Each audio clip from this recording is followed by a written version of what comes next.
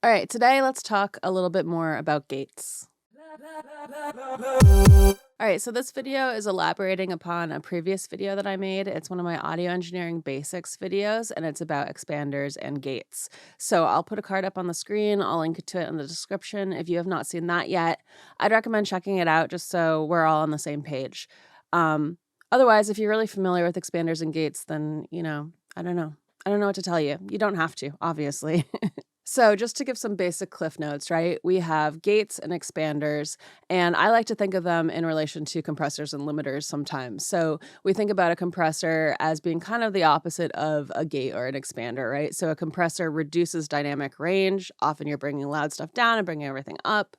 In the opposite way, gates are expanding our dynamic range. So expanders and gates will both increase our dynamic range. So for example, we think about a gate, right? What it does is it reduces the quiet stuff. So once we go below a threshold, it's going to bring that level way down on whatever it's on. And so that really increases that difference between the quiet stuff and the loud stuff because it's making the quieter stuff quieter, right? So it's expanding that dynamic range. And a gate is just an expander that uses a really high ratio to really bring things down. I think about it like an actual gate shutting on the sound, right?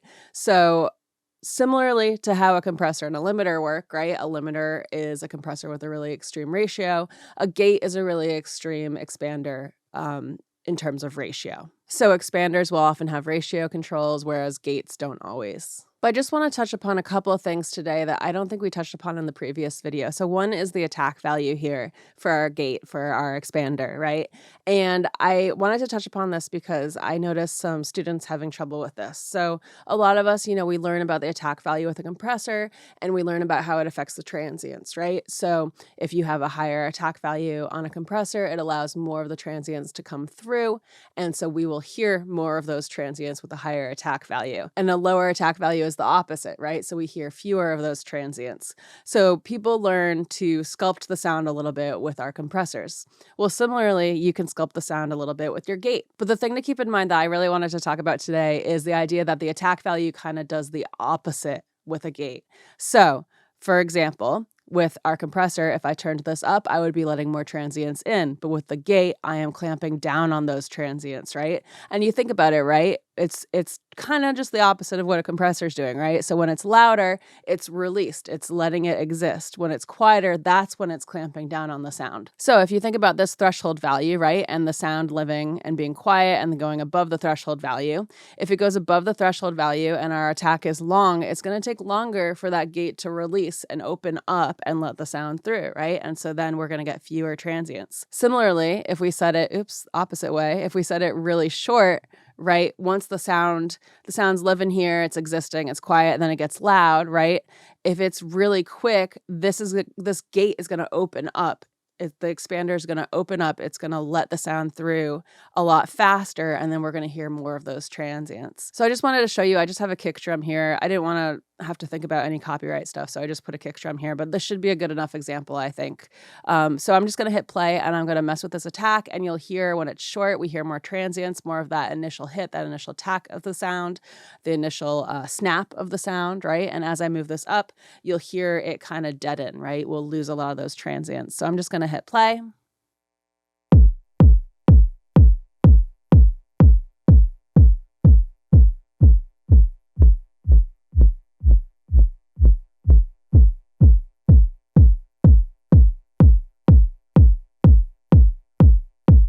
So that's just something to keep in mind, that you can actually sculpt the tone of your sound using this attack knob on your gate if you're using a gate. All right, so the only other thing that I wanted to touch upon today that I don't think we talked about in the expanders and gates video is the idea of having an upward expander.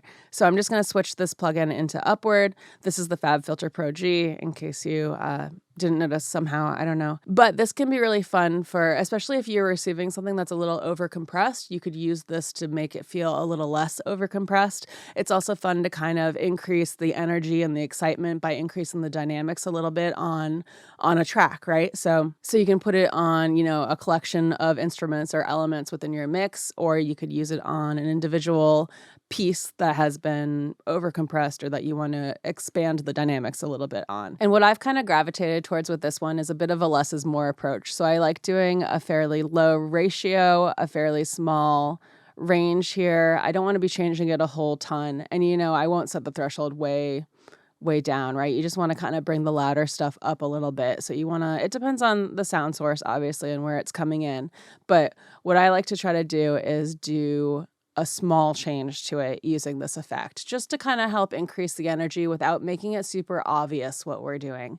That's what I recommend trying, but obviously you can do whatever works for you.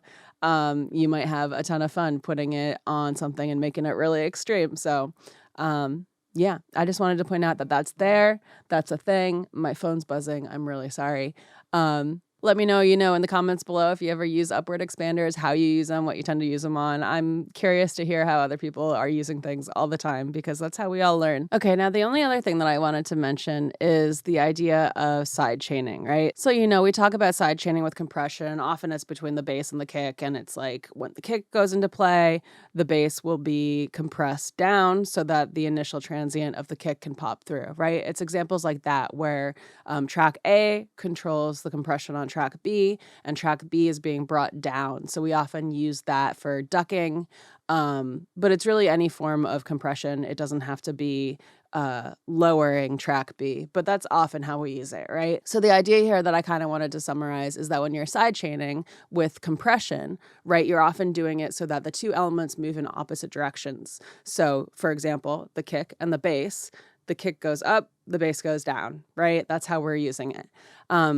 With a gate with side chaining, you can use that to make things move in the same direction, right? So for example, I've done it a lot with like kicks and 808s, for example. You might want to side chain one with a gate so that it is moving in tandem with the other a little bit cleaner, right? So it's a good tool to get things to move together, right? To feel like more of one cohesive unit. You can use it with things like backing vocals can be really fun, right? So you can set the settings, maybe, make them a little less extreme, right? You don't have to always have it be an extreme gate. You can use it just as an expander, and you can set it so, for example, when the lead vocals cut off, maybe if the backing vocals are singing the same exact part as the lead, for example, if they're very close in timing, you might want to set it so that the backing vocals get reduced when the lead vocal cuts off. You could also, like, if the backing vocals are doing different things from the lead vocals, you could set it so that like one backing vocal is controlling all the others,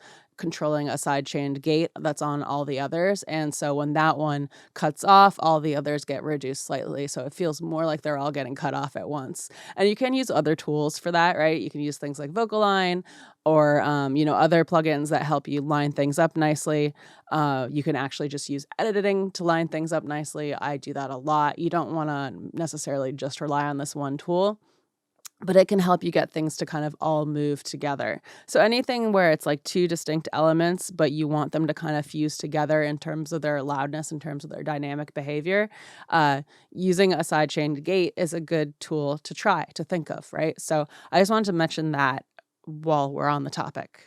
So I think that's about it. Let me know how you use gates in the comments below. I am always looking for new ideas and new thoughts. That's how we all learn together. So let me know what you think in the comments below. As always, like, comment, subscribe, hit the notification bell. I'd appreciate all of that stuff. I'm coming out with new videos every Wednesday, and thank you so much for hanging out.